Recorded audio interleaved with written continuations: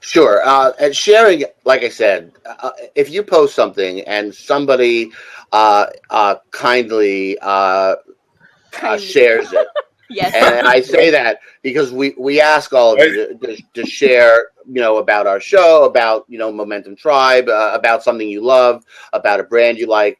It's the most valuable gift you can give online is sharing what somebody said. And it's very valuable for a couple of reasons. And I think people know the first few and often neglect the second one. So let me give the direct, easy example first. So if I read about, and I think, Annie, I've mentioned this to you before, but if I read about a great restaurant in New York, let's say a great Italian restaurant in the newspaper, I'm likely to try it. But if a good friend of mine goes and says, "Hey, Mark, you have got to try this restaurant. I just love it," I'm more likely to go.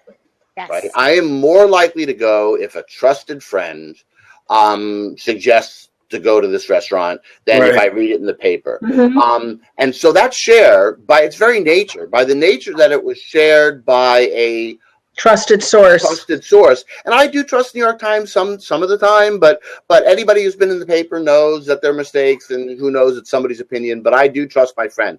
But here's where things get really, really valuable. So of course, I'm more likely to go, and that sharing step. It turns out, and there's been a number of studies, I can't post them offhand right now, but I can look them up for somebody who's interested. And it turns out I'm about 30% more likely to go to that restaurant if a friend recommends it. And that seems about right.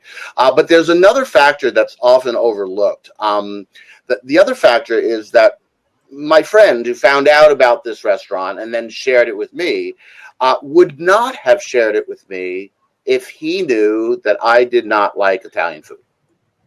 So in Right. other words, the newspapers just sort of splattered it all out there, right? People who love Italian food, people who don't like Italian food.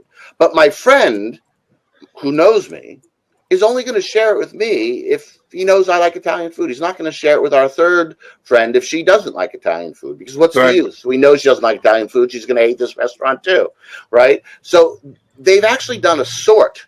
They've actually sorted that message Yep. and passed it on only to those people who are, in essence, more likely to go. So not only is it coming from a more trusted source, but it's coming from a source that's able to do a sort to be more targeted, if you will, Right. than the newspaper was able to be. And we talk about targeting all the time. But my friend, by sharing it, has even further targeted the message. And then the final piece, of course, is that the newspaper was a one-to-many relationship, right? They post it once, many people see it.